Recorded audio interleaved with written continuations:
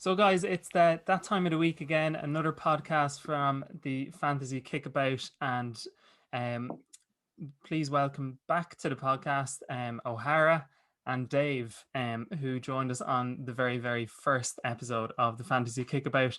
Hope we're keeping well, lads. Obviously been an entertaining week with football, but we might just start with two teams that featured against each other last weekend, with West Ham and Spurs. We're going to touch on both those clubs and their situations. We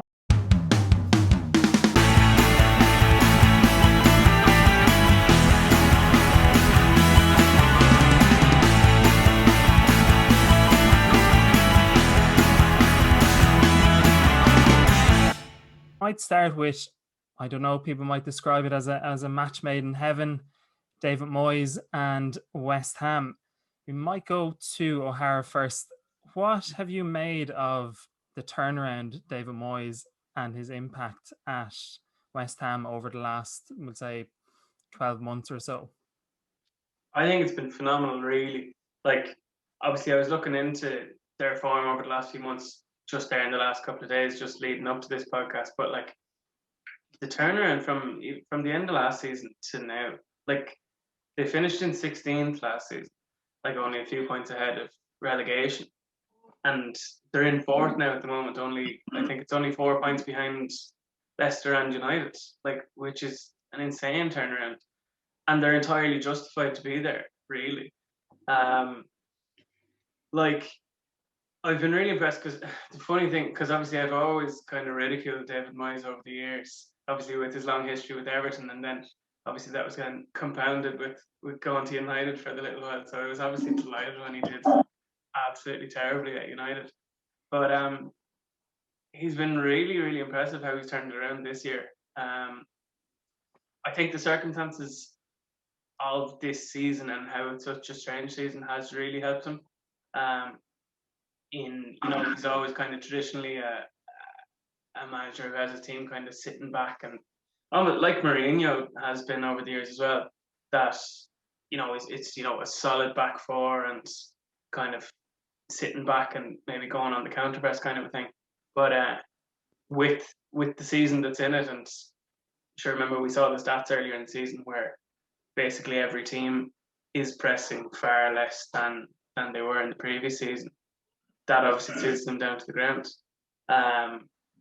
And sure, it obviously helps when they've such a strong back four, and I think their midfield too. I think are the big reason they're doing so well. Obviously, we begrudgingly have to give a bit of praise to Declan Rice, but himself and Souček, I think, have been phenomenal there in centre field. I think Souček in particular, just because I have a bit of a soft spot for him, fantasy football wise. But they're the two of them sitting there in front of the back four. They're definitely one of the strongest centre midfield partnerships in the league at the moment, with how they sit there and protect the back four. But then as well, the way they're set up to counter press or counter attack, they both complement each other so well. Because West Ham are obviously so crossing orientated in their attacking stuff with the likes of Cresswell and stuff. So obviously Declan Rice is very good from crossing the ball in or from a dead ball situation, and Souček is phenomenal in the air. So I think it's phenomenal, really. Like when you see it on paper, kind of from that point of view, it entirely makes sense. But you wouldn't have seen it coming from a million miles away, really. Souček is definitely a fantasy manager's dream player. Dave, a couple of things I'm going to ask you about David Moyes. Potentially manager of the season. Does he get enough credit for what he's done over his career? Obviously, a couple of hiccups along the way. And also, how well has he done with a couple of signings? As O'Hara mentioned, Souček, Kufal, as he obviously got an honourable mention for our team of the season a couple of podcasts back. What do you think about those three questions? manager of the season probably is a little bit of a stretch, but is he underrated? 100%. From a coaching point of view, he's really easy. He's a really easy target, right? He was an excellent coach. He did a super job at everything, and nearly everybody will acknowledge that. But once he came to United and was kind of found out of his depth, didn't really get enough time, and so on and so forth. Then he has a stint at Sociedad and has a stint at Sunderland, and neither goes well at all. And that just made him like Paddy Power's dream, to to rip the piss out of him for a couple of years. But I mean, at this moment in time, West Ham have their best return at this stage of a top flight season for over 35 years. They've only lost to Liverpool twice, Arsenal, United, and Chelsea. They're the only teams that they've lost to. So he's doing what he does well, and he's taken players, and with no disrespect to the West Ham squad, like very few of them are world beaters. Very few of them are going to get into a City team or a Liverpool team or a United team or a Chelsea team. Declan Rice probably would be the one who would jump out as maybe making that step up. But for the most part, they're hard working, and he has set them up really well. I was kind of looking at it actually. Like Fabianski, I know he's had some injuries this season, but he's another Arsenal keeper that is really, really solid, and who was chucked out by a club that had terrible goalkeepers for the last 10 years, like who've really needed a good goalkeeper. And between him and Martinez and Chesney as well, sure, is the Juventus keeper. Yeah, Chelsea, like they really had for a team that really needed a goalkeeper, they've thrown away some real talent. But no, what they're doing is so impressive. I was saying to you before we started recording, Brendan Rodgers has done just a phenomenal job. So when you're talking about manager of the season, I reckon his name is going to have to be in the hat somewhere along the line when we get to May. But I guess we'll need to see how things unfold. They're like West Ham are on a super run of form, and yeah, just looking at it, they're only a couple of points behind United and United and Leicester, and like on their run of form, like they're just doing such a good job. I'm sure there was a third question in there, and I can't remember what it was. I just mentioned about the signings. Obviously you mentioned Souček, Kufal, but also like you mentioned, Dave, we'll say some of those, most of those West Ham players wouldn't get in Man United's team, Man City's team, Arsenal's team, and one of those players happened to be Jesse Lingard, who Jesse Lingard. I was only thinking about that earlier on, and I feel like he's found. I think he's found his level. I mean, he's not a talentless player, despite what the stats and everything from United over the last couple of years would have shown. He has got an awful lot of energy, which Solskjaer kept saying he really liked about him. He is a Premier League player. He's just not a Manchester United player. He's not a Bruno Fernandes. He's not a Rashford. He doesn't have that. I don't know, maybe if he can cope with the pressure of it or whatever, but I think on the lower end of the pressure scale of a top 10 team, like he's very, very fit.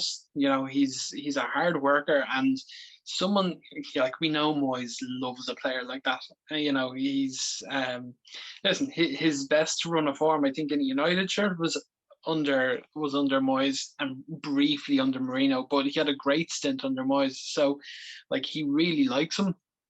So listen, Jesse's a nice lad. He frustrated the hell out of me as a player, but listen, I'm happy for him to get a bit of time, get some minutes under his belt. If he has a great loan with West Ham and they want to take him, happy days.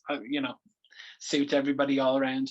I would be afraid of United fans getting super excited and wanting to take him back, because it's just not going to work for him at United. But delighted to see him doing well.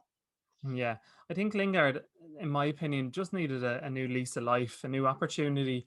And now he can do the hammer celebration when he scores. So it's all kind of set up nicely for him.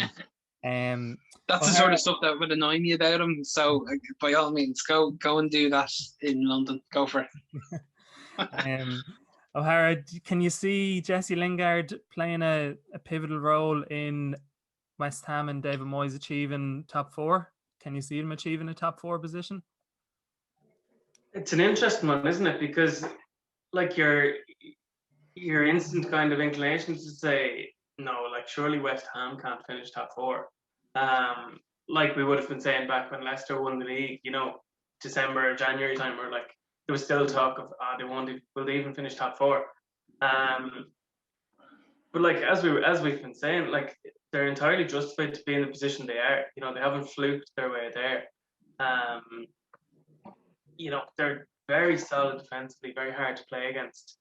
And the run of form they're on is unbelievable. Like David was saying, like they've only lost to a handful of teams, and they've been the stereotypically big teams.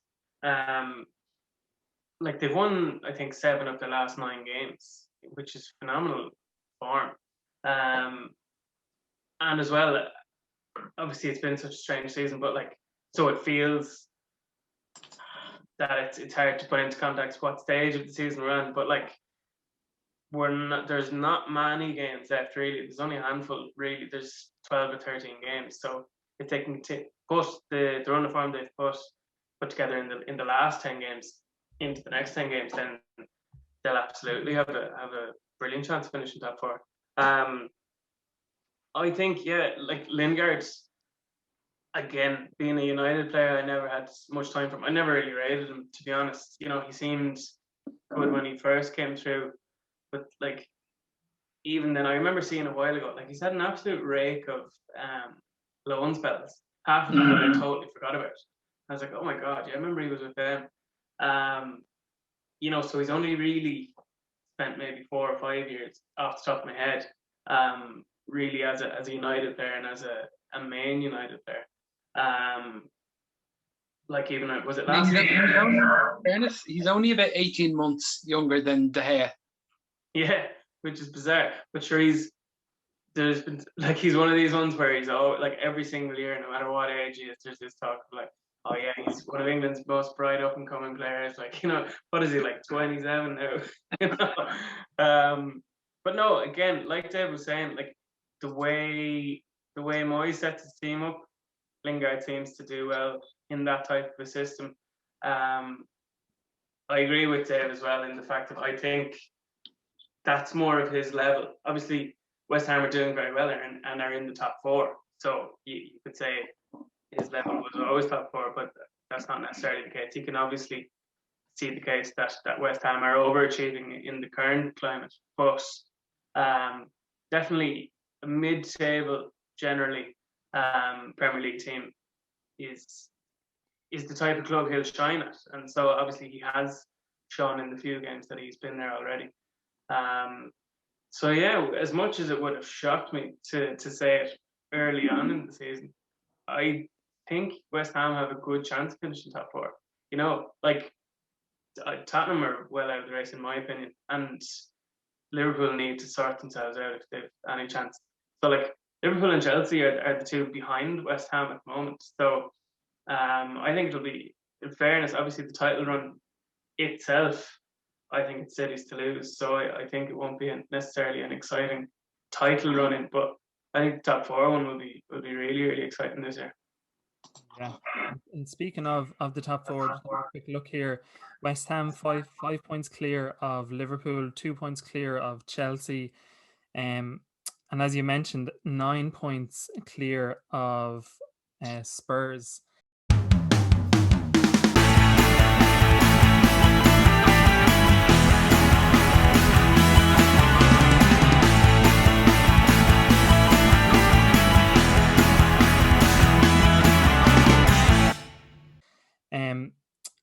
Dave, Mourinho, what does his future look like? Can you see him being at Spurs come the end of the season?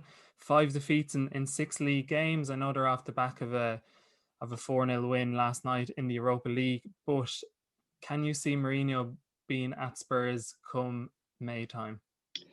Come May, yeah, I could actually. There's 3 months left, two and a half if you wanna be picky about it. I think it would take a dive. It would take a real plummet. I mean, they're 9 points off top 4. Like, we were really impressed with them at the start of the season, or at least I was, whether it was just that Kane and Son were carrying them, I don't know.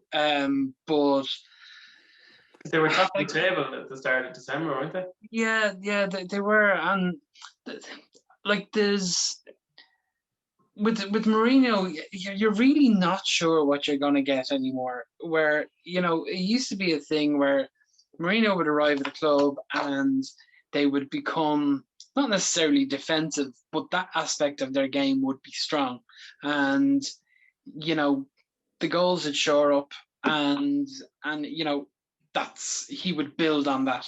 It's nearly gone the reverse, where they started off with a great run and now they can't keep a clean sheet to save their life. And I watched the Everton game in the Cup 2 weeks ago, and that in a prime Mourinho team, that's never ever happening. Everton are never ever coming back and beating them and knocking them out of the cup. A Mourinho team would never concede 5 in a game. Just wouldn't happen. So I don't know. He was quoted there the other day saying that his methods are second to none, or his coaching team's methods are second to none, and it's really hard to see where he sees that. But I don't know. He talked about Dele Alli being back to his best. I mean, I don't know. And for all that negativity that I've just spouted out, I still can see him keeping his job until the end of the season. For the season that it is, it only takes a couple of weeks. It only takes a short run for you to suddenly find yourself, within touching distance of the top 4, and if he's anywhere near the top 4 and he gets a decent cup run, I think if he gets knocked out of Europa and he stays at the distance that he is from top 4 now, yeah, maybe Daniel Levy will look at cutting the cord. But I think a lot has to go wrong before he goes anywhere. But it's definitely not Mourinho like we knew. Yeah, he seems like he's very much a change man, a change manager. For me, looking at Mourinho and looking at Spurs, I do agree with Dave that he will be there come the end of the season. And personally, I think if he can win a League Cup with Spurs and even finish potentially 4th, which I don't think they will, but we'll say 5th and a League Cup. I'm obviously not a Spurs fan, but I would see that as a successful season because, again, they're winning a trophy. I think it's been 10 years, maybe just over 10 years since Spurs last won the League Cup. So I can definitely see Mourinho being there at the end of the season. And in a one-off game in a cup final, kind of anything can happen. It could be a Mourinho masterclass where he comes away with a victory against Pep Guardiola. Personally, I can't see it, but you just never know. So I do think if Spurs do win a League Cup, that's a successful season for Spurs. I don't know again whether Spurs fans would agree with that because they had such high expectations after the start of the season. They'd also, I think, there's the thing about Bale, and I've been discussing it with you guys on the WhatsApp group,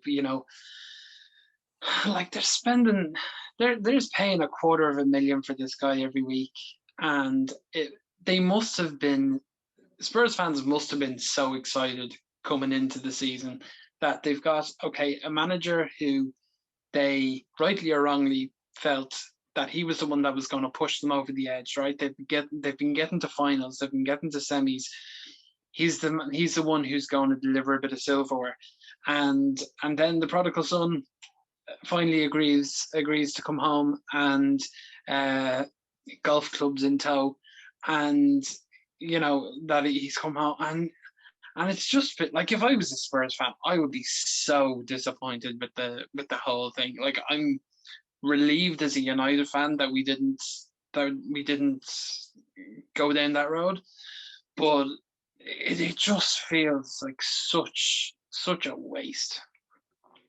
I know one or two lads in the WhatsApp group earlier today were throwing in suggestions of whether to bring Bale into their fantasy football team based on the last two games, and I don't know how many minutes he accumulated between those two games, but O'Hara, would you describe Mourinho as a dinosaur manager at this stage? What do you think he needs to do with the likes of Dele Alli and Gareth Bale to potentially bring out the best in them? Yeah, like I do, like we were saying with Moyes, like how his style is suiting this season, and so it doesn't seem like he's as outdated as in the past. But I just think Mourinho, he used to have such an identity, but even he kind of still has it, but it's not half as effective as it ever was. But like say for example, like the difference between him and Pochettino, like at least like Pochettino had Tottenham playing in a particular style. You knew how Tottenham played overall. Like, he was there for what, 5 or 6 years, and they worked on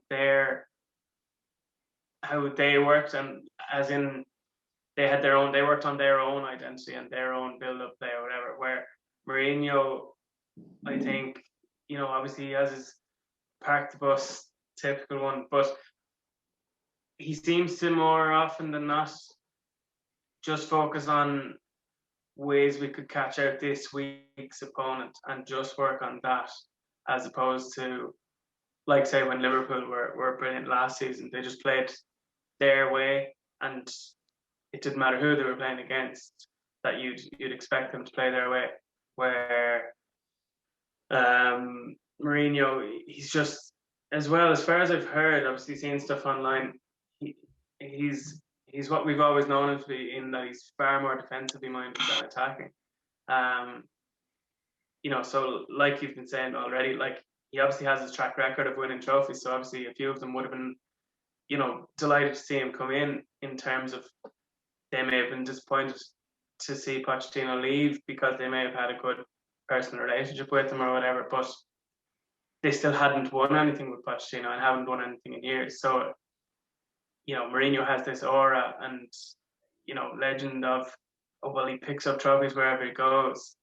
And sure, Tottenham notoriously can't win a trophy. So it was like, well, brilliant, maybe this guy can finally do it. But I think I'd say a few of them, I do think that, like, the start of the season, that will, like, cloud the judgment of some of it, in terms of, obviously Son and Kane were so phenomenal linking up for the first however long into the season, getting each other's assists left, right and centre. But I just think I'd say a few of the attacking players, obviously more so than the defensive players, will be kind of looking back misty-eyed at back when Pochettino was there, and actually getting to work on new attacking build-ups and new plays and stuff, rather than, almost at times, I'm sure, like, having to rely on what they learned with Pochettino and just applying it now, rather than stuff they may have worked with Jose, because it doesn't seem to be he's very attacking orientated.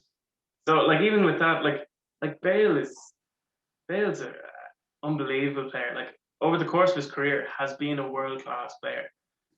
So it's so bizarre it's such a bizarre scenario because I can't figure out whether it's a case of he just doesn't really care or that there's something going on behind the scenes and like Mourinho doesn't really fancy him as a player. Yeah, like we were discussing this the other day, and this Bale's attitude and all of it, like over the last couple of years, has just been. It's like Gaz said, it's like he lost something, like he lost a passion, or he tuned out. I don't know what it is. Maybe just realized that he likes golf more. I don't know, but the Bale thing, it definitely isn't a Mourinho thing. It's been a Zidane thing.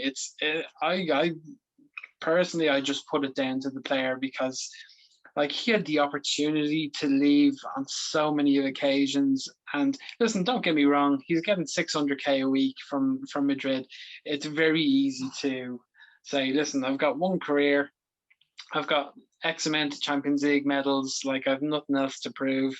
I'm happy to pick up my paycheck and I like Madrid and everything else. But all you have to do is look at Luis Suarez, and he's shown exactly, like, as soon as a club makes it clear to you that they don't want you, and okay, he was very teary-eyed and he was very upset about having to leave Barcelona and everything else, but he's gone to Atletico and he's shown exactly what he can still do at his age. Like, Bale got that 2 years ago. Like, he was 27, thereabouts. He was in the prime of his career and he wasn't getting picked in the starting 11 for a Champions League final. Like, that should have been, right, time to go back to the Premier League, time to go look at another challenge and whatever, and go and do something else. But as Gary Neville said last week, he's been so annoyed watching him laughing and joking on the bench all season. Yeah. And that really shouldn't be how you are. Like, you should be itching to get back onto the pitch. And that just doesn't seem to be there for Bale for whatever reason. Yeah, like he should be furious. Like this, he went to Real for a world record transfer, and he's there sitting on the bench on loan to Tottenham. Like, could you imagine Cristiano being like that? Oh, I just entirely can't imagine it. Like that, it wouldn't be in his nature. But like that, like you were saying there, like he's happy to just sit on the bench and get whatever $500,000 a week. Sure, he could easily have gone. Sure, remember he was very close to going to the Chinese club last year. Obviously, that shows as well. He's just lost whatever passion is there. And it just seems to be more about getting the money and just having a bit of crack, like. But yeah, I find it mental how, like, for such a world class player to just be happy to just sit on the bench, just blows my mind. Like Souness was saying actually on Sky Sports there a few weeks ago, like he was giving a crap about him in the studio, being like, if I was him, I'd be coming out in the press being like, I'm really unhappy at not being picked, and like, I came back to Tottenham to, prove a point, prove I'm still a world-class player. And like the others in the studio were, obviously I think it was Jamie Redknapp and a few of them being like, yeah, but like you can't come out and do that. Like Souness was like, well, I wouldn't care. Like I'm only there for the year. I'm only on loan. Like I came back to prove a point. Surely, do you know what I mean? So some people would love Mourinho to be the problem. That would just fit the narrative so well that it only takes a certain amount of time before the tweets are out about Mourinho's lost the dressing room and all of that sort of stuff. I mean, to give Mourinho some degree of credit, like he's done a great job with Ndombele and like Højbjerg has, like, I didn't really expect him to be much, but like those two lads have been really, really impressive. And I thought he was gonna work wonders, having the likes of Alderweireld, and he converted Kieran Dyer into a centre back, and he had your man Reguilon come from Real Madrid. Like it was a decent bones of a team to work off, which is why they destroyed United at Old Trafford. And it was just they're just a completely different beast to 4 or 5 months ago, and it's really hard to pinpoint why. Yeah. Just final kind of word on Gareth Bale from my point of view. I remember years ago watching, I think it was either Soccer AM or the Fantasy Club on Sky Sports, and they always used to have a sign in the background that said "attitude greater than ability," and that just hits me every time with Gareth Bale, that his attitude, he has all the ability in the world, but his attitude just isn't right, isn't there. Again, whether he's lost his passion or not, that's down to him. He's the only one that really knows. Um, just final word on Mourinho to you, O'Hara. Can you see him being there come the end of the season? It's a hard one, isn't it? Because he while he has a track record of picking up trophies, he has a track record of getting sacked when things have gone against him. I think unless it just continues, this really poor run of form, unless this just continues, and they're winning they're losing every other game or most games, unless it was really really drastic, then maybe he'd be gone. I just think it'd be an odd scenario, just obviously with COVID and everything, that it'd just be a strange one to justify when obviously they're struggling in the league at the moment, but like we were saying, it's so close points wise that if they were to string a run of performances together, they could be up challenging for top 6, top 4 in a month or so, and they're in the final of the League Cup as well. So it could end up being a very very good season. Not a very good season, but it could be, as you were saying, Gary, it could be deemed a successful season from a Spurs point of view. So no, I would think he will be there until the end of the season anyway. But I don't think, if he's there now starting next season, I think that'll be a mistake. I think it doesn't really suit Tottenham. Either if he did when he came in, that's debatable even then. But even if he did suit them then, I think he definitely doesn't suit them now. So yeah, I'd be surprised if they didn't replace him in the summer. Yeah. Again, whether Spurs fans agree with that or not is another thing.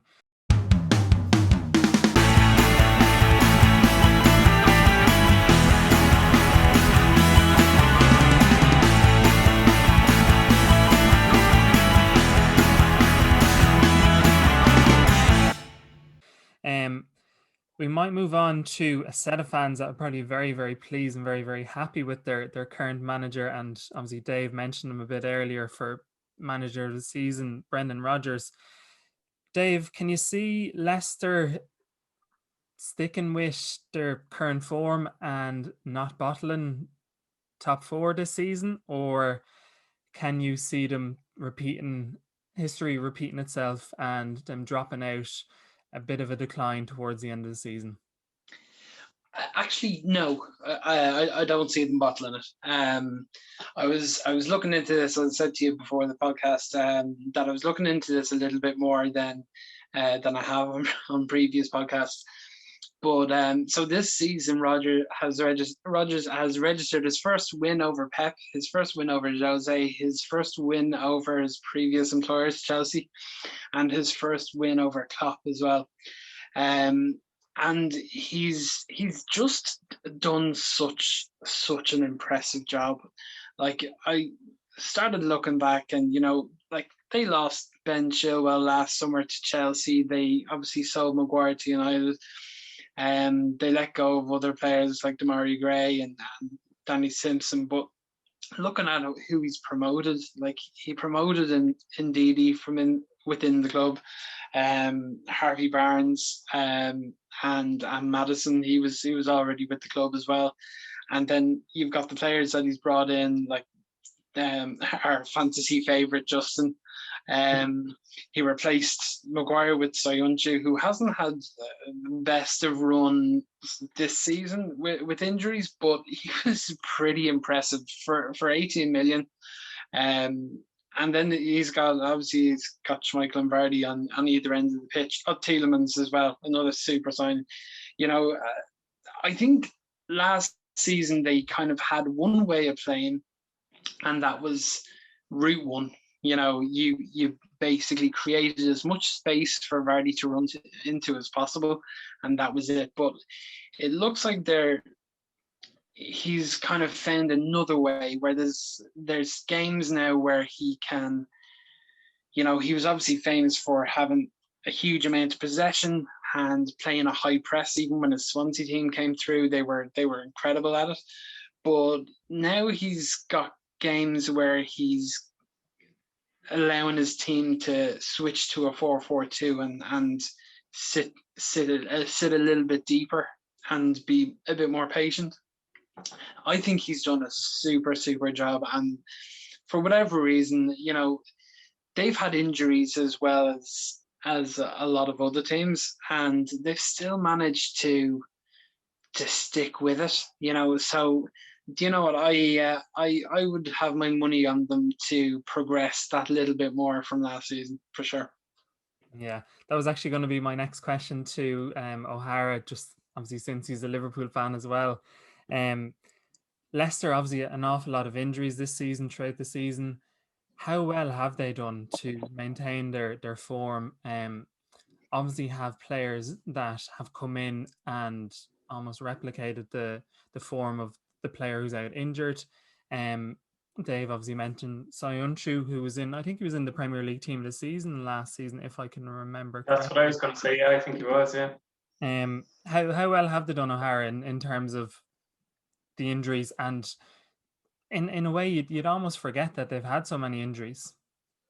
You totally would forget. They've done brilliantly. Like Dave was saying, I've been really impressed with them. I really like Leicester under Rodgers. Obviously, I never had a bad word to say against Rodgers, even after he left Liverpool. I think he was, back then he was very unlucky not to be the manager to win the league for Liverpool. So I've always rated him. I think he's a very good coach. And so I thought he would do well with Leicester. They've a really good kind of. They've obviously the likes of Vardy and Schmeichel, who are there a good while, but a lot of their players are a good youngish age, all kind of coming up and hitting their prime at the same time. Dave, Joe, it's interesting you say that, because I was looking at it today, and Justin, Barnes, Tielemans, Maddison are all 23. And indeed, he's 24. Indeed, as well. Yeah, exactly. To have such a young core of players, it's absolutely phenomenal. Like that, I didn't realize so many of them were at such a prime age. Except for, I actually noticed, because I picked Leicester when I was doing a career mode on FIFA for that reason. I was like, unbelievable. They're already a good team, but like all these players have such an amount of potential that, like, given a couple of years, they'll all improve, and so it's transpiring to be like, their midfield is phenomenal, like that, like Tielemans, Maddison, Barnes, they're all top quality players. Maddison especially has kicked on the last little while. Obviously, as we had said before, he was saying that he had heard from Carragher saying that he needs to be, improving his numbers and stuff. But it's phenomenal that, like, having heard that comment and worked on it, that it's entirely just paying off straight away. But from the injuries point of view, like, they've done phenomenal, because when you think back to it, like, obviously we had never heard of Justin, say, for example, and you nearly would have thought, oh, they were derailed, like, literally at the very start of the season before the season even gets up and running, because Ricardo Pereira got injured, and I think he's one of the most impressive fullbacks in the league, or at least has been over last season. And then he was ruled out for a long time, and I was like, oh, they'll struggle now. And Justin came in and was incredible. I hope to do continue it and don't bother like they did last year. I was really disappointed for them last year, actually, because I wanted them to finish top four. Especially, I think it came down to the last day of the season, obviously against United. So obviously, in that scenario, I really wanted Leicester to finish top four. So I think, didn't Bruno get the winner in that game? Yeah, course. the penalty, but Lingard finished it off. Yeah, that's what it was. Yeah, and I was absolutely sickened because I just thought Leicester had been such the more impressive team over the course of the season and just somehow had let it slip from their grasp. So yeah, I really hope they do continue. I can see them continuing as well. They seem a really, really solid team. I just hope now isn't Maddison out for a little while now, which I think could be a big blow to them. Obviously, especially the way they have been playing over the last couple of months. So I hope that doesn't derail them. Yeah, I really do hope that they finish top four because they're a nice team to watch as well. You know. Yeah, I'm going to suggest that if Leicester were to bottle top four, that obviously Liverpool could take advantage of getting top four. Game on the weekend, Dave. Leicester versus Arsenal. Can you only see it going one way? No, I can't see it going one way. Arsenal are really awkward.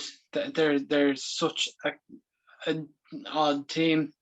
They went on such a fantastic run. You know, they kind of shored up a little bit, and they went on a great run, especially when we met them a couple of weeks ago. But then they both lost to West Ham, you know, and you know, that's not to say anything about West Ham, but West Ham won comfortably. So like, I don't know, you know, sometimes, and then the City game, like City scored after 2 minutes, and you're thinking, great, City are going to absolutely slaughter them now, and then don't. So it's really, you know, it's a complete coin toss. I would like Leicester to win, just because I like Leicester. But it would also be very handy to take a little bit of heat off us because we've got a big enough game ourselves. So it'd be nice for Arsenal to nick a result or take some points off them just to take the pressure off a little bit. But yeah, it's a weird one. O'Hara's score prediction for Leicester and Arsenal on the weekend? I think Leicester will edge it. I think Arsenal, like Dave was saying, they're a very unpredictable team just because you don't know how they'll turn up. They could turn up and be really, really solid. But you know, they're not in 11th by accident. Do you know what I mean? So I think the only reason Leicester wouldn't win is that they somehow struggle to function, getting to grips with not having Maddison in the team. But no, I would see Leicester winning by maybe 2 goals, I'd say. Yeah, I was going to predict something along those lines as well. Leicester maybe 2, even 3-0. Maddison, obviously Maddison not being available could be a big factor, but I still think Leicester is strong enough to get a victory, and possibly a comfortable victory at that. See, the worst thing you can say, and this is what my opinion would be from Arsenal, like the worst thing you can ever say about a club is that, like, I kind of forget about them. I don't really notice their results or look out for their results anymore most of the time, unless like we're going to be playing them next week, or you know they have an unbelievable shock of a result or something like that. But they've just been so entirely out of the conversation for so long. It feels so long anyway. It's probably only 3 or 4 years really, but it's such an indictment of the team that obviously he's rebuilding, but like it seems they've been rebuilding for years. So yeah, like half the time I don't even bother looking at the results, because as well, even if you're looking at it from a fantasy point of view, like there's no one you'd even consider for half a second. You know what I mean? Like any of the players you wouldn't like on paper consider are far too expensive for what their actual returns are. Like Aubameyang, if you had him, I'm sure you'd just be pulling your hair out, because he only seems to either he'll get a hat trick or he'll go 7 games without any attacking returns. So yeah, no, just to reiterate, I really don't see anything but a Leicester win in that game. Do you know what, even they coped so well without Vardy after having the hernia operation, and you would have thought then would be the time that they're gonna miss somebody. So if they coped as well as they did without Vardy for 3 weeks or 4 weeks or whatever it was, I think they'll be okay without Maddison. Exactly, yeah. Yeah, I think, Dave, you described Arsenal as an odd team or an odd bunch. I think Gary Neville described Man United as an odd bunch a couple of weeks ago. But it's crazy to think an odd bunch sitting in second position and an odd bunch down in 11th. But that's an argument, I'm sure, for another day.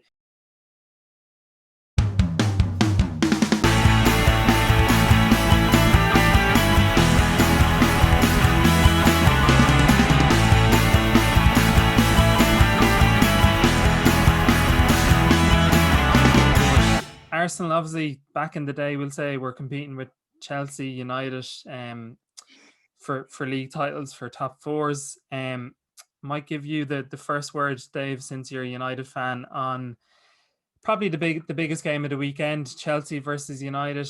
Probably Thomas Tuchel's first real test. I know people would have argued saying Atletico Madrid away was a huge test during the week. But I think in terms of the league, Man United will be his biggest test. Yeah, and I'll be the first to admit I'm nervous. You and I had a conversation when he was appointed, and we just thought it was a weird appointment. We thought, there was not that he wasn't anything special, but I just couldn't really see what the shift was to get push Lampard out and then bring this guy in who wasn't exactly having a great time of it at PSG. And but six wins, 2 draws, conceded 2 goals. He's taken a team that we're all over the place and blowing hot and cold, and he's made them consistent. And you were talking about somebody taking advantage of top 4. Those are the guys that I would be worried about for top 4. He's done a super job so far. Listen, it takes a lot to it takes you to set yourself up properly to keep Atletico out away from home. It is impressive. It was an impressive result, and then an impressive goal as well from Giroud. But I'm nervous about it for the first time. United haven't got the best of records in Stamford Bridge, and we've won a couple over the last year or two when things were a little bit stodgy, but it's not a great place for us to go to. So I'm a little bit nervous. I'm not completely confident of getting a win.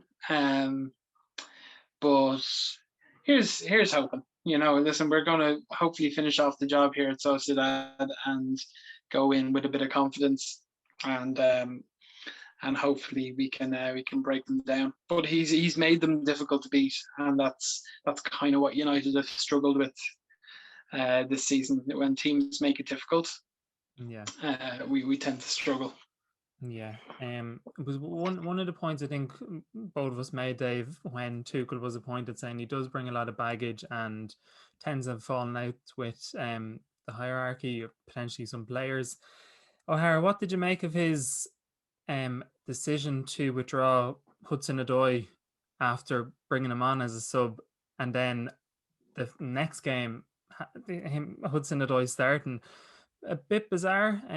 What's your stance on that situation?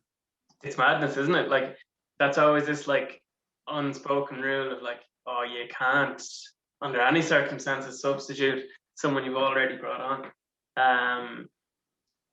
But he obviously did it to make a point. Whatever way he was saying that the attitude wasn't there, or the pressing or the running, whatever it was that he said, like, it obviously made an impact with the rest of the team, and obviously with Hudson-Odoi himself. With the fact, like David was saying, like, that they put in such a strong performance against Atletico, and like that's a massive result for them. like to get an away win at Atletico is huge.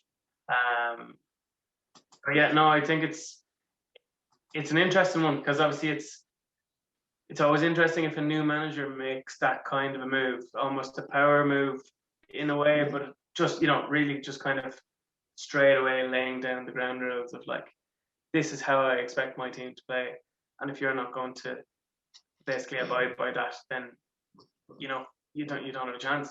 So I thought it was really interesting. I think that the fact that they responded so well to it, obviously it's only off the basis of one game, so it could just be that they responded well and also were really up for the occasion.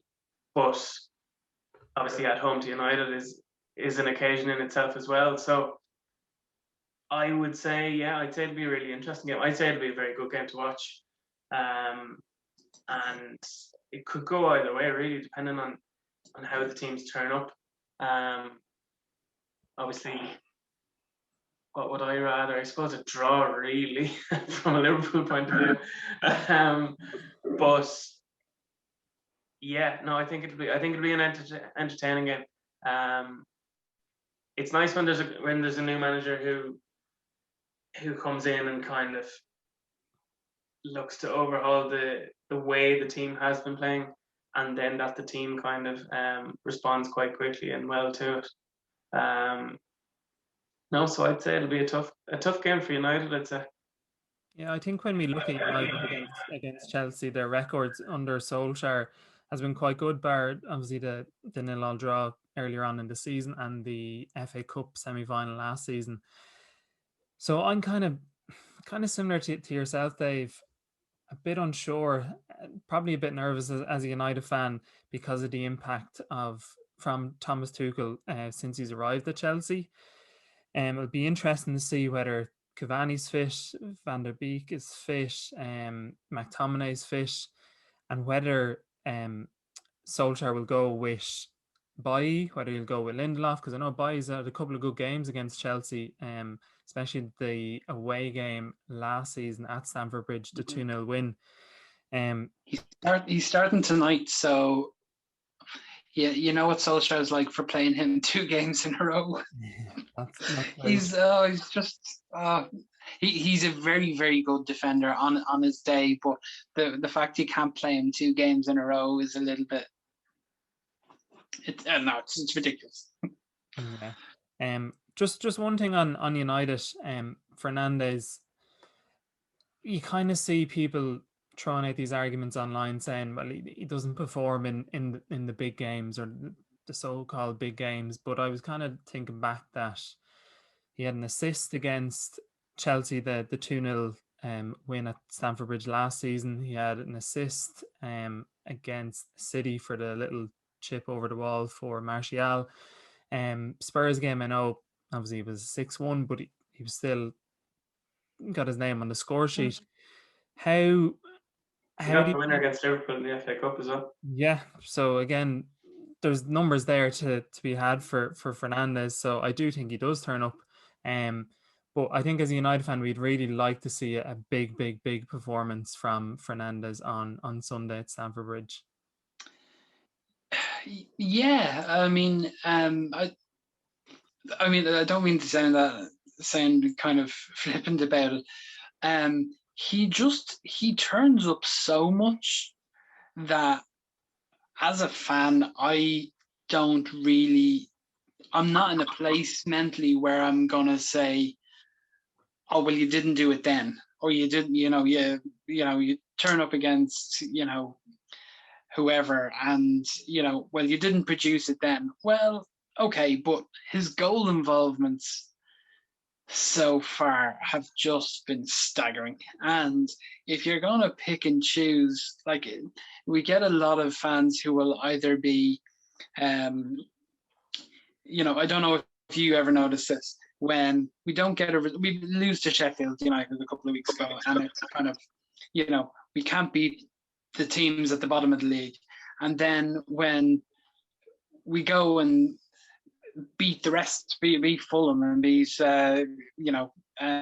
anybody else in the bottom 3, well then it's only Fulham. And then there's the thing of, You go to the top six, and we lost to we didn't beat Arsenal, and then it was, let's have a look at Solskjaer's list of his record against the top six, and sometimes it's just a stick to beat the team or the player or the manager with, and that just gets frustrating. Bruno is an exceptional player, an exceptional signing. He's created so much, and okay, listen, sometimes he has off games, sometimes his passing is poor, sometimes he's not involved in the game, but then he pops up and he's really, really important. And I was listening to a podcast about Haaland today, and his game involvement, like the passing involvement, his interaction with his teammates is so little. He interacts so little with his own teammates. But look at what you're getting from Haaland. So with Bruno, not to compare him with Haaland, but Bruno is so important. And okay, maybe it hasn't happened in some of the bigger games yet, but it'll get there. Yeah, like obviously as a United fan, there's very little you can criticize about Fernandes because of the impact. You'd wonder where United would be without him. Just having a look at a stat here, since February last year, his goals and assists have combined has been 52. Messi's been 53. So it just shows the impact he's having on this United team. And like you said, if he has an off game, he has an off game. He's human at the end of the day. It's also his attitude, though. Like it's his desire, his will to win.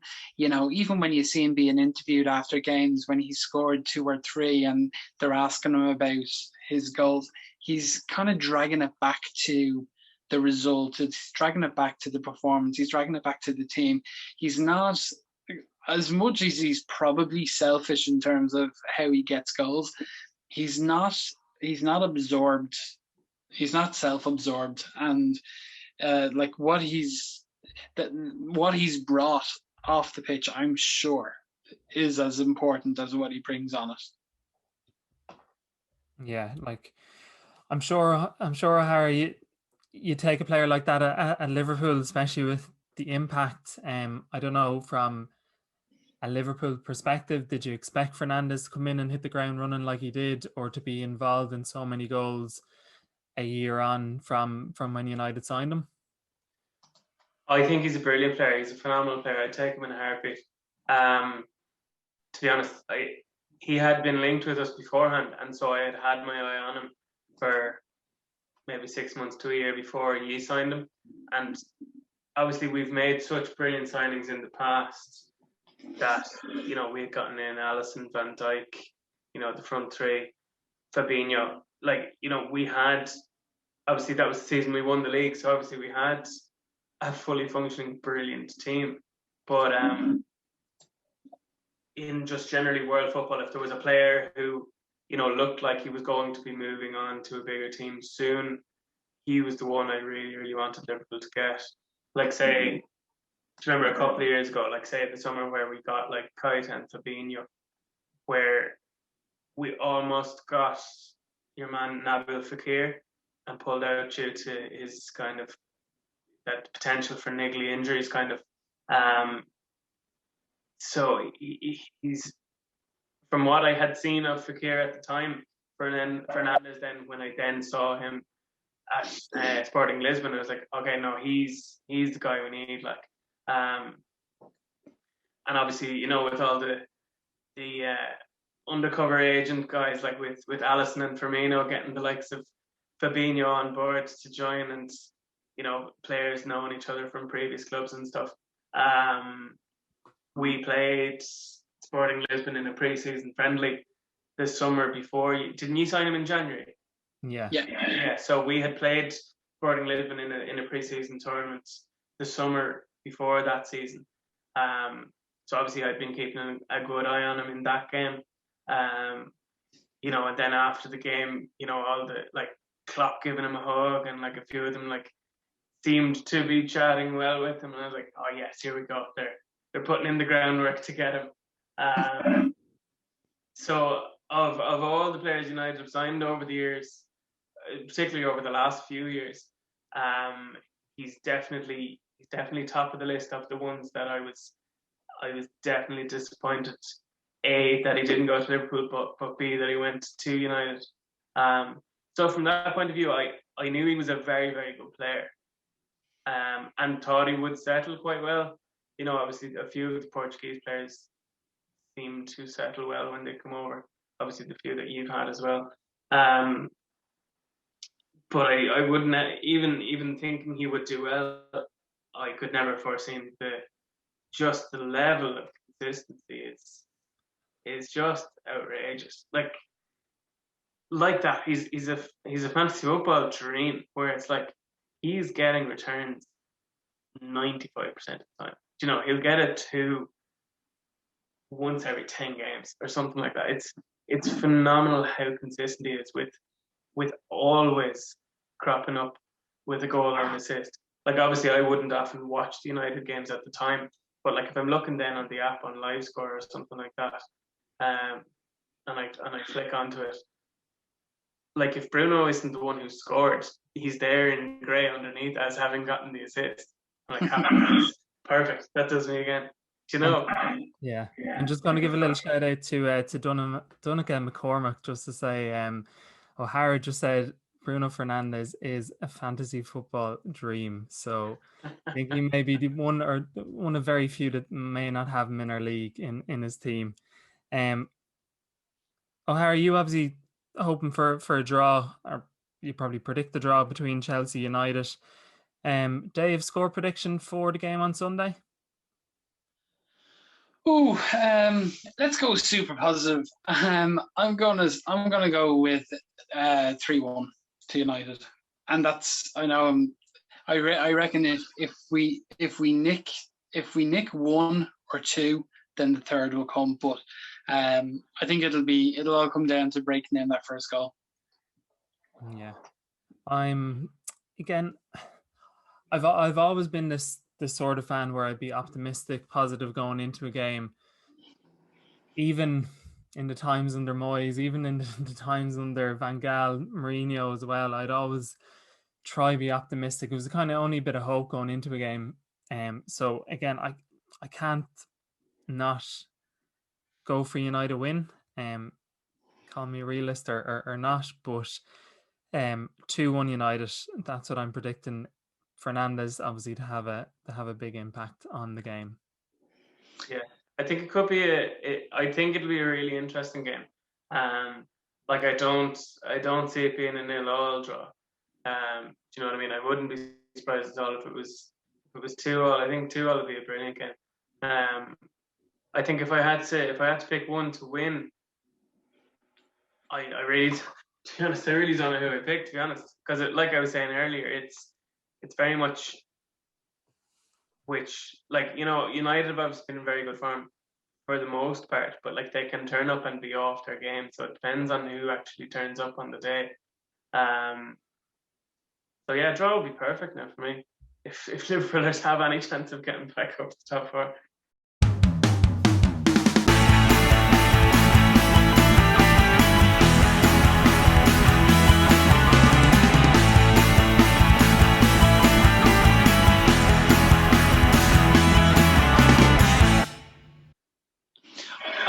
I've actually got a question for you, Dave.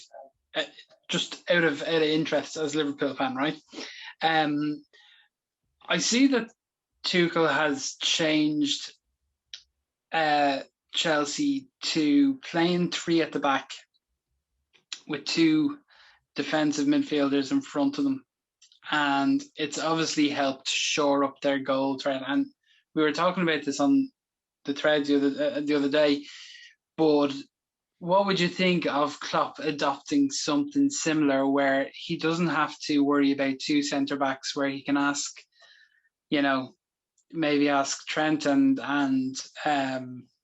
Robertson to tuck in and play whoever in the middle, but then maybe just protect them a little bit more and try and grind out a couple of results. Yeah, I'm entirely on board with shoring it up and grinding out a few results, because Christ, this has been a shocking run of form. Like it's I don't know if we could have predicted it to be as bad as this. yeah, entirely. Like, it's the worst. Like, I've been saying it to like a few people I've been chatting to in work about it. Like, it entirely blows my mind how they went 68 games unbeaten at home, which is the second longest run in English history. To then go directly from that into 4 losses in a row at home, which is like the worst in, I think, 98 years in Liverpool's history. Like, it's absolutely mind-boggling how they can just... And Everton. Oh, God, that was rubbing salt in the wounds, that was. I would definitely like some sort of a change. Just, like, it's obviously not working at the moment. Like, a lot of teams who their game plan is to go all out attack. They're the teams that suit us, but there's far less of those teams in the league compared to teams who are like, Grant, Liverpool want us to attack them. We're just going to sit back. And so 9 times out of 10, we're going into a game, and 5 minutes into the game, we're like, Grant, it's just going to be this now on repeat for the 90 minutes. 2 banks of 5 almost. And it's like, well, how are we going to get through it? So I'd love some sort of a change. Just even if it didn't pay off, it just shows that he would be trying something new and trying to figure it out. Me personally, I wouldn't see him going 3 at the back, especially not with having 2 of them as Trent and Robertson. I really don't think he sees them as, like, if you're going 3 at the back, it's, you know, traditionally it's usually more 3 centre backs or 2 centre backs and a centre midfielder who's dropped back or something like that. So I'd be very surprised to see Klopp do that. And obviously, like, we barely even have 1 centre back at the moment, so we're definitely not going to be sticking 3 of them there. I'm a bit optimistic with the fact that Jota now is back in training, and he seems to be back in full training. So hopefully he'll be back match fit within the next week or 2. Obviously that may be being optimistic, but I'm not sure of the time frame. But if he was to come back, there were times when Jota was playing that Klopp tried out the 4-2-3-1, where he'd have Jota and our traditional front 3 there. You know, maybe with Salah up top and the 3 of them behind him. And in fairness, they can all rotate quite fluidly within that 4. But if you were going with that kind of formation, the 2 deeper midfielders would obviously give a bit more protection to the defence. But he has to do something. This is the thing. I do think he has to do something, but I wouldn't be surprised. Klopp, at times when it has seemed like he'll have to do something, like over the last couple of years, where it's like, oh, he's going into a league cup match or an FA Cup match, where it's like, Grant, he'll have to play all of the kids here or something like that, or like the dead rubber Champions League tie. We're like, well, obviously he's not going to play any of the big team, any of the big players. Where always in the back of my head, I'm like, no, like, Klopp doesn't do that. He will definitely play 4 or 5 big players anyway. And obviously that ended up being to his detriment, where Jota got injured in that Champions League tie that was entirely irrelevant. But like in that game, Jota played, Salah played, where they entirely didn't need to. So I think it's more likely that he'll change it up with the fact that Jota's back or is almost back. So I think he's more likely to incorporate him into the team. But if he's not on the team sheet, I'd still expect him to play the way we've played the last few weeks. Because while obviously I consider him the best, if not the best, one of the best managers in world football, but like most managers, they have, you know, their own kind of blueprint of how they play, and they're very, very, most of them reluctant to sway from that. They'll obviously be able to back it up if you're talking to them in an interview, pre-match or post-match, where it's like, oh, would you not change it up to, like you were saying, like 3 at the back or 4-3-2-1, or change it just to even see what can change, or see if you can change something. They'll always be like, oh, well, like what? It's a run of 4 or 5 poor results. I've done X, Y, and Z with this formation and with these players. So, why should I have to change it up? So they'll always have that argument that they can fall back and will have enough evidence to fall back on it. So that's how I see Klopp, but I do hope he does change something. He is also going to have a little bit of a situation now, obviously following the tragic news of Alisson's father. He's going to be more than likely without his keeper for the weekend. So I would imagine Kelleher will make another little appearance. Maybe that'll be a good thing, and then certainly not to take a positive from the situation, but maybe a breakaway for Alisson, get his head right. That sounds terrible, but I don't mean it. I don't mean it that way. But he's had a rough time for the last couple of weeks, and his head must be frazzled. Full stop. At this point, because obviously he has had a few difficult games. Obviously the City game in particular, and the game after that, there were 1 or 2 instances where it was like, oh, he's still not right there. He's still definitely not at the fully confident Alisson that we're used to seeing. But that terrible news now today with his dad, Really I'd say he must feel like he's in a trance now at the moment. Do you know what I mean? Like that. I think it probably would be entirely detrimental unless he can just put it out of his mind even momentarily to get into the mindset of a game, which would be very hard. Obviously, it would take a strong character of anyone to be able to do that.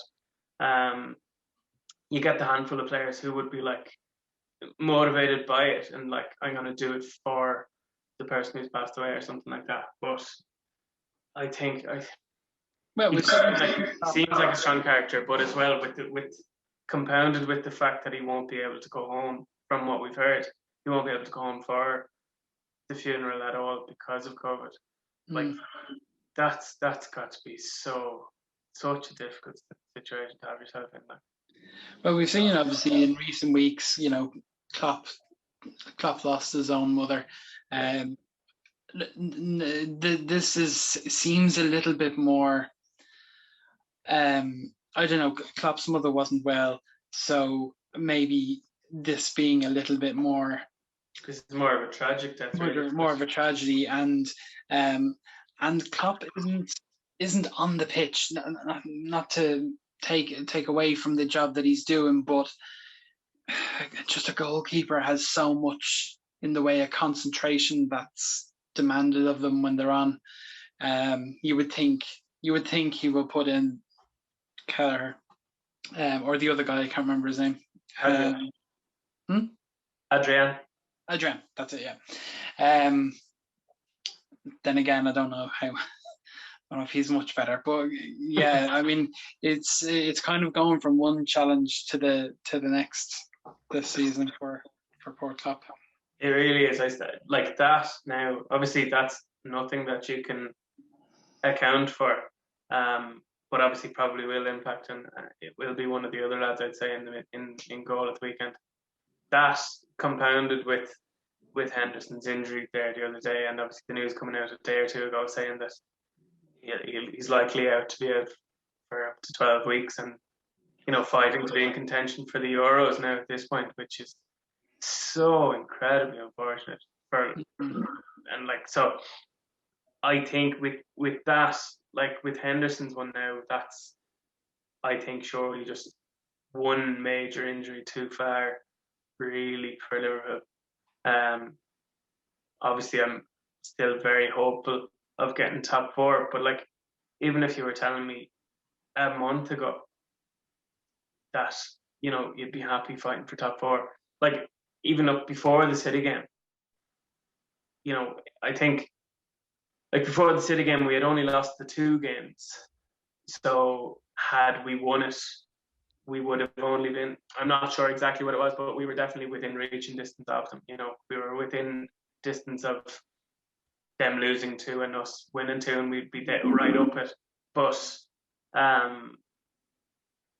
so even at that point, I was still of the mindset of, no, we're not out of the title race. But to have gone from that point to now, where it's like, it's not even games in hand. Like, everyone's played the same amount of games. We are 5 points off top 4. Like, it's such a mental turnaround. And so, yeah, I think the injuries will make it so hard for us to get it. But fingers crossed, the front 3 can figure out how to stick it in the net.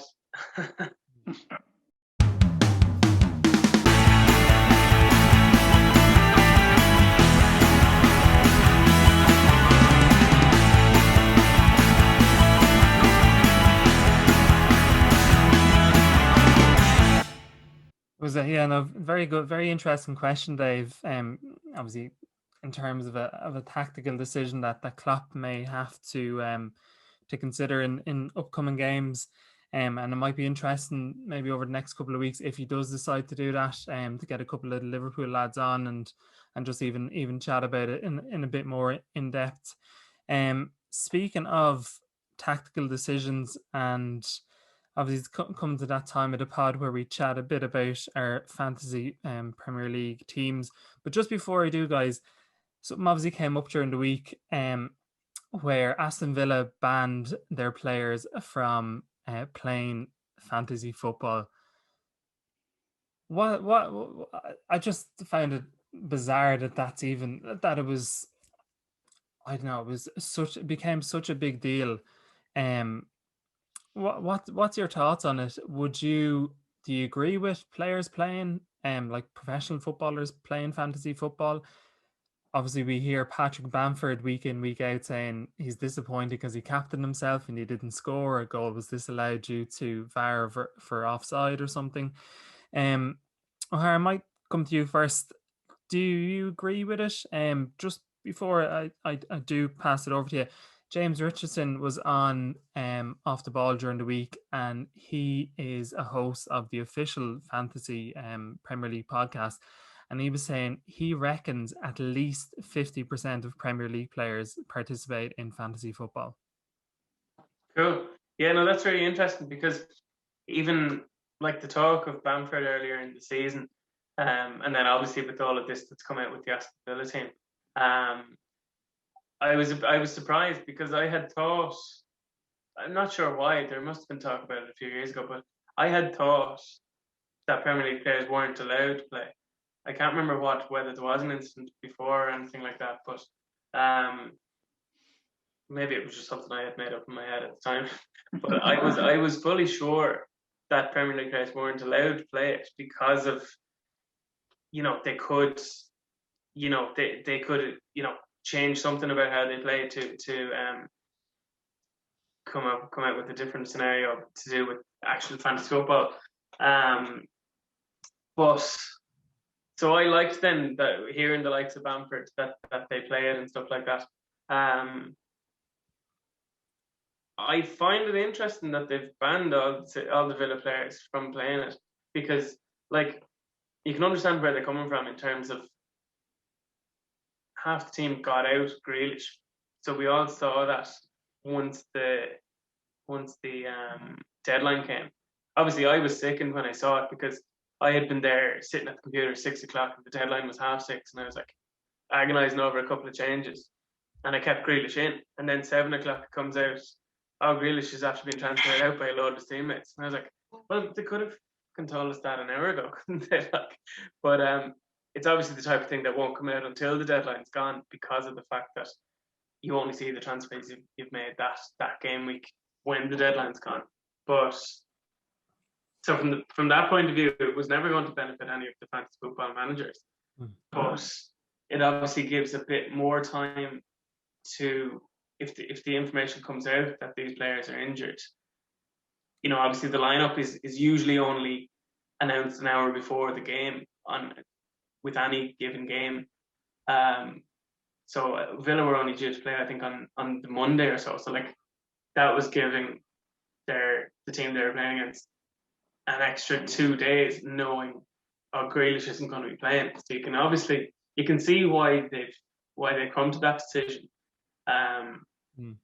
Like obviously, if half your teammates are transferring you out, it seems very, very likely you're not going to play. So obviously that's going to give an advantage to whatever team you're coming up against that week. But surely it's a very rare occasion where something like that would happen. It was obviously such a blatantly obvious big thing where so many of them got him out, and Grealish is, undeniably their most influential player. Obviously, then that's going to have repercussions, but like you wouldn't expect that to happen very often with the news coming out because of fantasy football, where like usually we just actually hear the news, Grealish is out injured because of a training injury. So you can understand where they come from in banning them, but also I wouldn't see it being a very, very common thing that it would be detrimental to the club, Yeah, I've heard stories of people that work for fantasy football, that they are obviously being able to identify certain leagues and that certain players are in those leagues.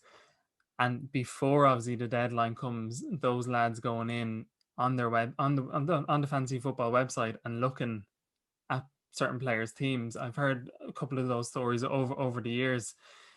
So again, whether they leak the information or not based on someone's fantasy football team to the outside world, again, it's pretty much a guessing game. But Dave, if you're a Premier League footballer, would you be putting yourself in your fantasy football team? Do you know what? I honestly, I have to be honest with you, I hadn't heard about it until you told me today. I don't know how it went under the radar, but I hadn't copped it. I get it. Like, I guess the idea is to protect the integrity of what it is, because it's a bit like the whole betting thing,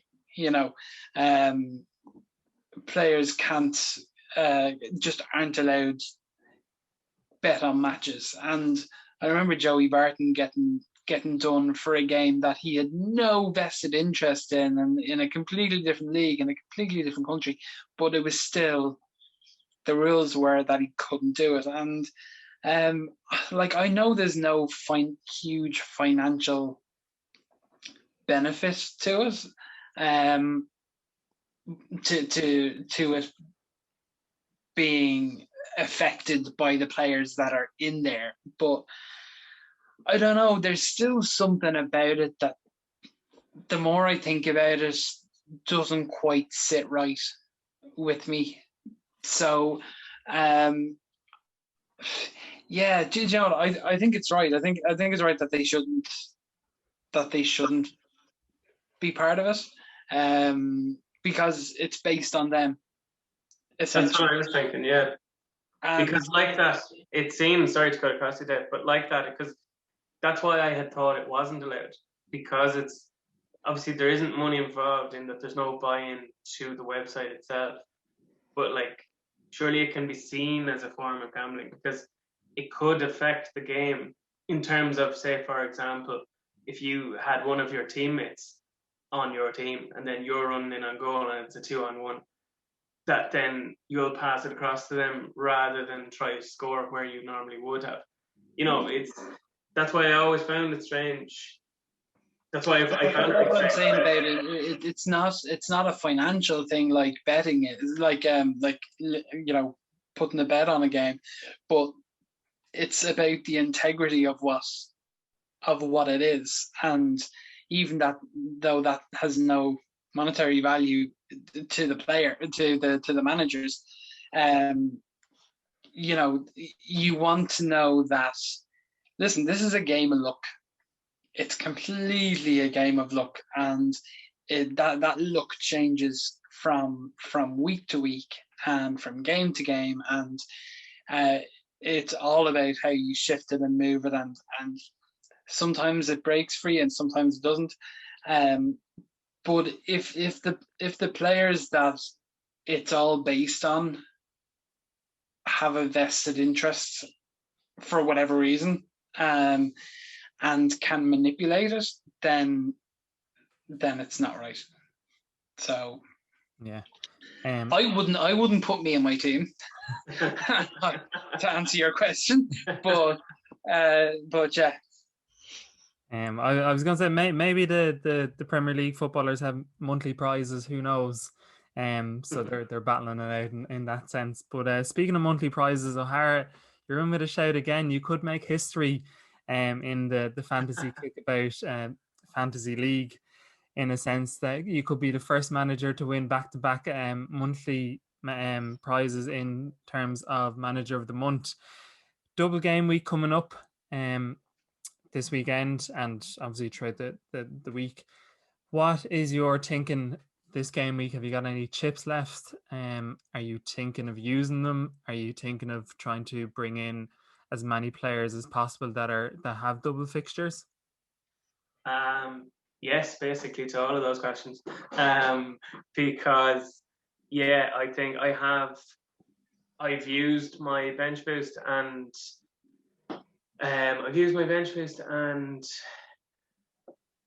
whatever the other one is. The free hit. Yeah. So I still have my wild card and my triple captain. So what I had kind of looked at this maybe 2 or 3 weeks ago and seen just how many players or how many teams were going to have a double game week. So kind of the transfers I made over the last couple of weeks were just with, say, this week and last week in mind, with the idea of like, grand, these are only going to do me the next couple of weeks. So I'm planning on doing the wild card. And because it's interesting, because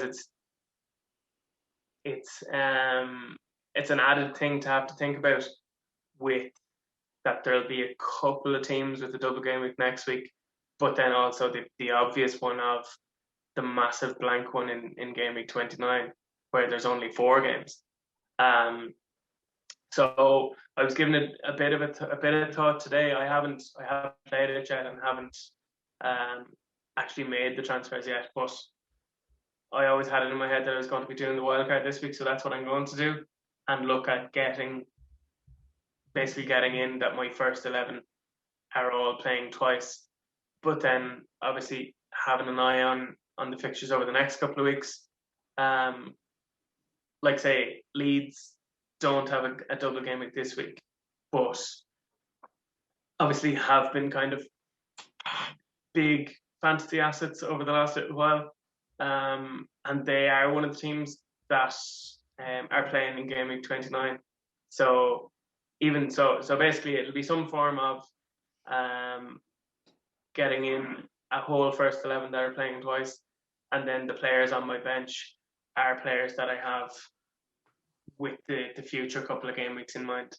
But with the managers of the month one, I was looking at it today. It's very very tight. I think I'm in 4th at the moment in terms of the February standings. You're only a couple of points behind me, guys, so you're in with the shadow as well. I think I'm 7 points off whoever. I can't remember who's sitting top of the month of February, but I'm only 7 points off, so in with a big chance as well. It's a difficult one, because I was hoping, or I was planning to use a bench boost and have every player in my squad down for a double fixture, but it was going to start costing me above and beyond minus 12 points, so I opted against that. What I plan to do is keep the 3 Leeds players that I brought in, which brought me unbelievable returns. Rafina, captain last week. Dallas came up with a goal. Bamford with a goal as well. So I'm going to keep those three players on my bench. Planning to take maybe -4, -8 to try get a couple of players in. Grealish more than likely will be out, so I was looking at Harvey Barnes. Kane's coming into my team, double game week as well. I think Burnley at home, Palace away. I know Spurs normally put a few goals past Burnley, especially at home. And also, I was thinking about bringing in a Leicester defender, Sionchu. I think he was reasonably cheap compared to other defenders. And he has obviously double game week as well. My big decision this weekend is whether to triple captain Harry Kane or triple captain Bruno Fernandes. So that's my Saturday morning, 10:30, 30 minutes before the deadline, making a final decision. So more than likely at the moment, I think I'm edging towards Fernandes. But again, just that's purely based on Spurs' form and the fact that Fernandes has had a goal involvement in pretty much every game on average since he signed.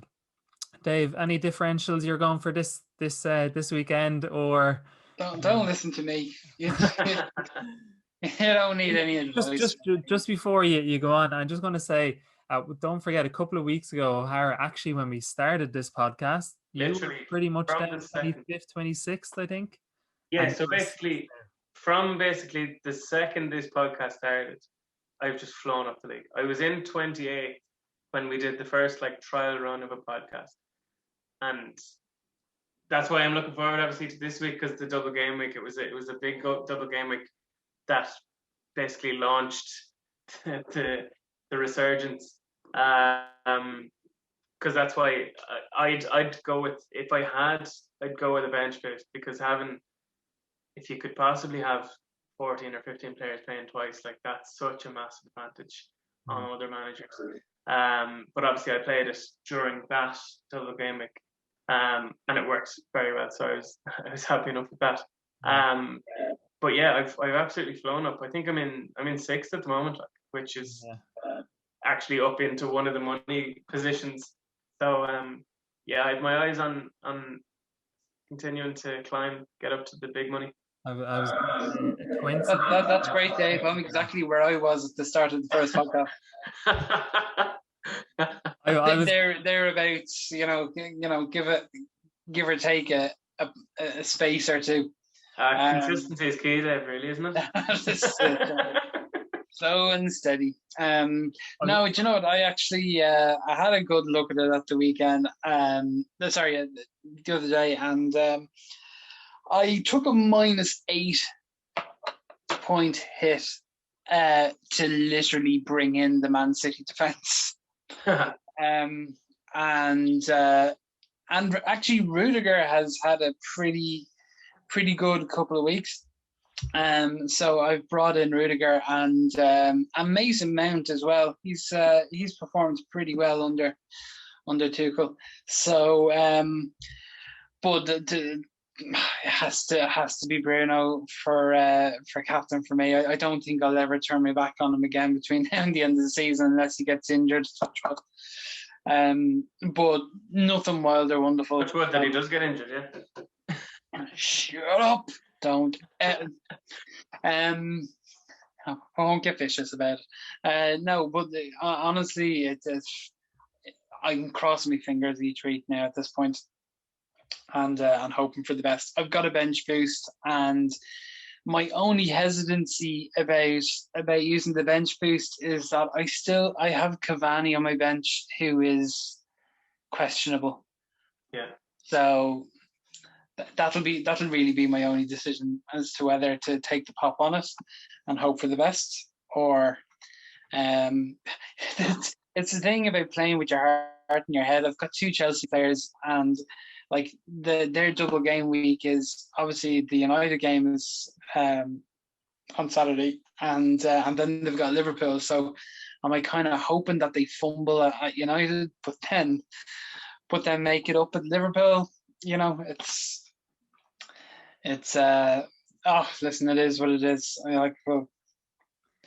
We'll see. I'll probably still be 30 seconds. Just before we wrap the pod up, final one-word answer. O'Hara, who are you captaining? Oh, jeez, I don't have one word. Fernandes is obviously a shout. I think without having done my wild card at this point, I'm not sure how my team is going to be looking. Fernandes, I'm sure, will be in with a shout. Yeah, we'll go Fernandes for now, but to be confirmed. Nicely summed up in one word, O'Hara. Exactly. Dave, captain. Bruno, that's all. And as I was saying, I'm stuck between Bruno and Kane at the moment. Fernandes for me. Spurs could have a nightmare. I know Kane is he's top of the table for assists, not top of the table for goals. I don't know. I would be it's a really tight one, to be fair, guys. But I would considering what you said about Bruno, he's a goal involvement practically every week. My biggest mistake was not getting him in earlier. That's really it. That's why you aren't sitting up in 6th next to O'Hara. Yeah, exactly. Anyways, the problem with it as well, you could have there's a few. Obviously, I have more scope because of the wild card this week, but obviously Grealish won't be playing, so it's slightly less attractive to have a Villa player, but they have a decent looking pair of games. They're playing Leeds and Sheffield United. But even just looking at it here, obviously Everton are in a bit of good form. They're playing Southampton and West Brom, so you could easily have one or two players there from Everton who end up getting big hauls over the course of the double game week. So I think there could be a few good differential shouts over the course of the week. Yeah, I think this week, with it obviously being a double game week, will have not big consequences, but potentially big changes in the fantasy Kickabout league, and a lot of positions, managers changing positions with their teams. So it should be a good one. Hopefully, we all get good points. Hopefully, our bit of advice here comes true as well. But guys, thank you so much for joining us again this week. Hope you enjoyed it. Always great to have the chats with Bodie as well. And just in terms of our next episode, we are hoping to get a very, very special guest on. So please stay tuned on our Instagram page, where hopefully we'll be releasing some news over the weekend or early next week on who the guest next week will be. Guys, until another episode, and we hopefully see you in a couple of weeks on the podcast again. Take it easy and enjoy the game. Fingers crossed United come away with a win this weekend against Chelsea. Super. Thanks very much, guys. Chat soon. All the best.